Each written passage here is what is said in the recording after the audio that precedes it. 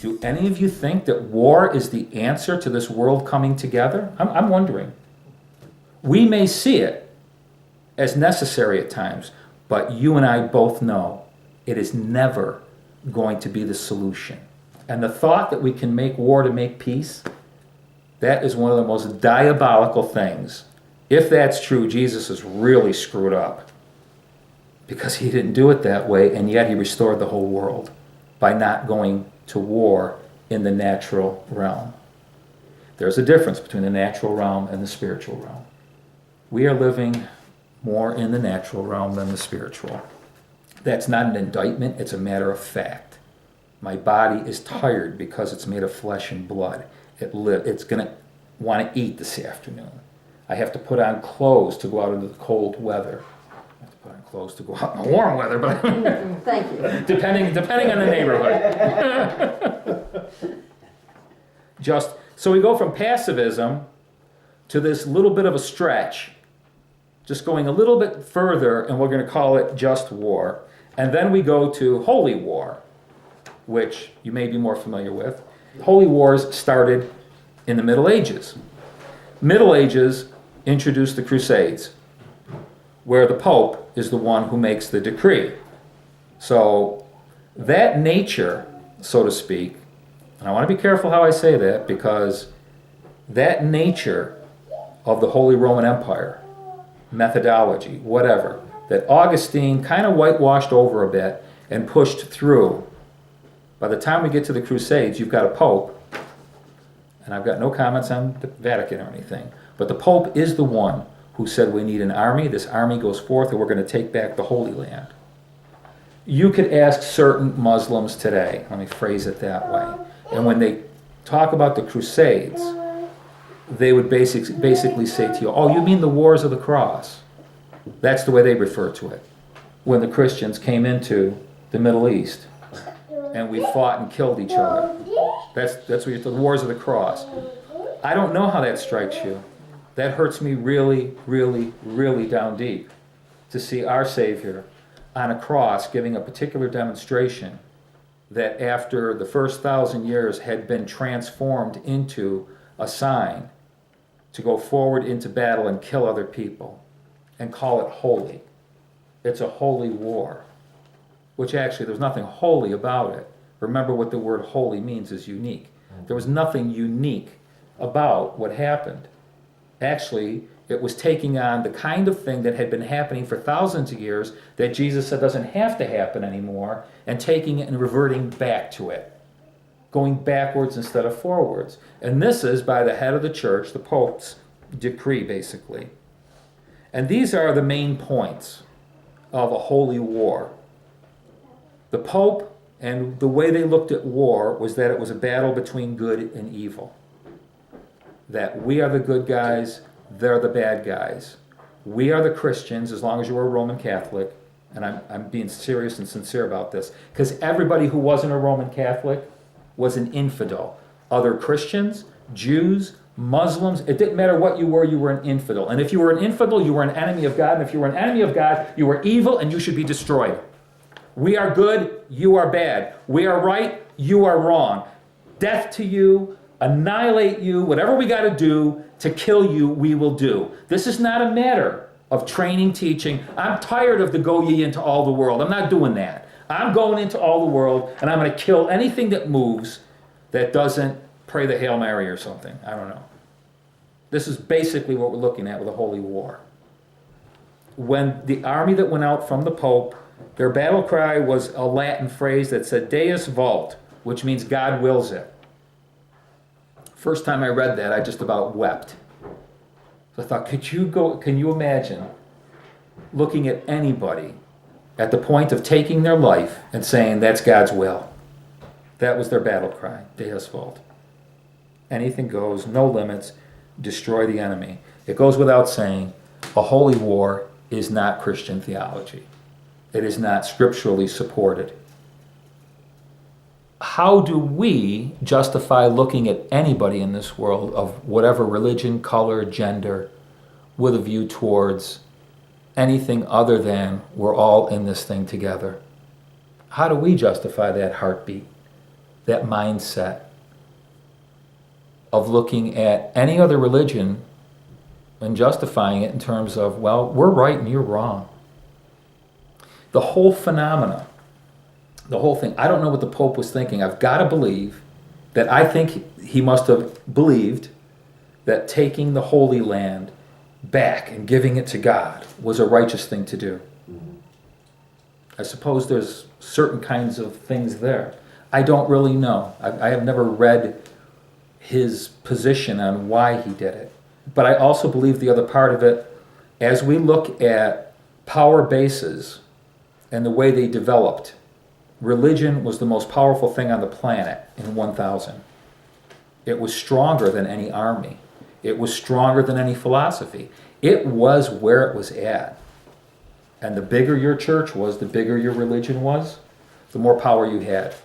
It's hard for us to really imagine how power has evolved, and it has evolved. It's the same stinking spirit, quite frankly. And it has evolved from military to religious to political. It's now in the process of evolving into economics.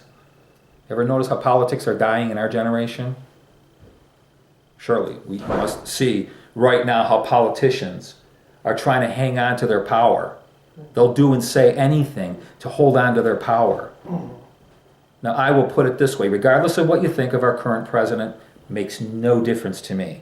But I do see the economic shift taking place of giving somebody the opportunity to bring some financial stability into a world that operates off of money as their God.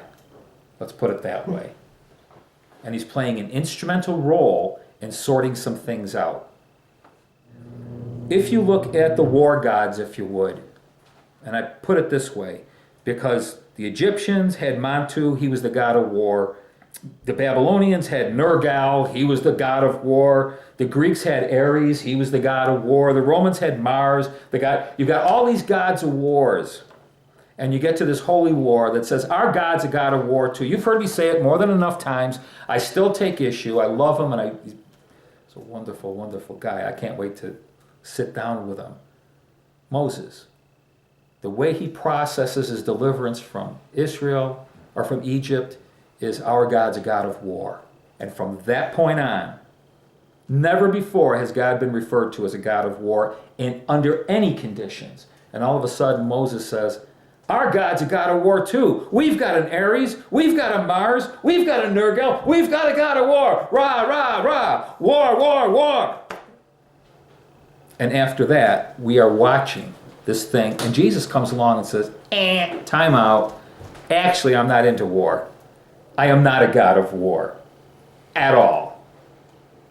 I am the Prince of Peace.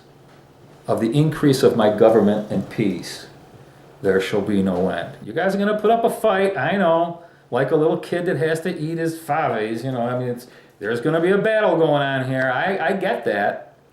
But I've put an end to violence as a means to get from point A to point B. My people are non-violent. They will resist evil, like Paul says, we do resist evil. We said last week in the Sermon on the Mount, when Jesus showed us how to deal with somebody slapping you in the face or whatever. He told us how to deal with it, and it was not slap them back. There are ways to deal with situations, violent situations. The conventional view nowadays is acceptance and exceptions. And what I mean by that, we've accepted war. I don't think you can talk to anybody in a Western culture, I shouldn't put it that way, very few people in a Western culture, in the East as well, they've pretty much gotten on the bandwagon, that war is acceptable. In fact, we should make exceptions for war. The funny thing is this, and I'm sure I'll be really surprised if you ever thought about it this way. Jesus said we'd be witnesses. Christians would be witnesses. The last 1,000 years, nearly every war that's been fought in the Western culture has been brother against brother, Christian against Christian. Okay, Nazis, they're nutcases, whatever. They called themselves Christians. What the world has observed, I don't think Jesus laughs about this. It's almost laughable. So you figured out a way to kill each other. my children, as your witness to those who do not know Christians. This is a really good witness program you've developed. We don't even think about it like that. What does my witness look like when the only way I can figure to get out of this situation is to kill somebody? So we'll get into this next week, so, bring your questions, your thoughts. But the government sends me off to war. Yeah, like Desmond was sent off to war, who never killed anybody, who saved people on the battlefield. He lived through it. God's hand had to be on that guy, running out and dragging bodies off the field. He went to war, but with a pacifist mentality. World War II, the Germans on their belt buckles, in German, Gott mit uns, God is with us. Again, it was the seeping in of the holy war that says our country is right. We're right, you're wrong. This is a battle of good and evil. And it went a step further with preemptive strikes. Now, I think you could almost get in a conversation like this with people and say, but surely sometimes you have to, hit them before they hit you. Now it really gets fascinating. How much further can it go before we go from a pacifist, what Jesus taught us and demonstrated, the early church left us, that graduated, progressed to just war, that then became holy war, and even now, and I'm talking about in the church, because I could see where if you're talking to somebody who has no moral compass, has never, read the Bible, been in any kind of a fellowship, has never known the Spirit of God, whatever it might be, I can see where their views would be skewed. But how did ours get so skewed? I don't personally have a problem with the just war kind of idea, in the sense that there may be a time where war is unavoidable. There's no way to resist what's happening. I mean, you can resist, but war is inevitable. I can get that, and Augustine, as much as I may pick on him, I can get the fact that his thinking was reasonable in terms of there's a way to do war in the case of being self-defensive, not harming the person, doing the best you can. That whole I can run with that. It's kind of like somewhere between pacifism and just, I can get that. But where we are now is not like that, I don't think.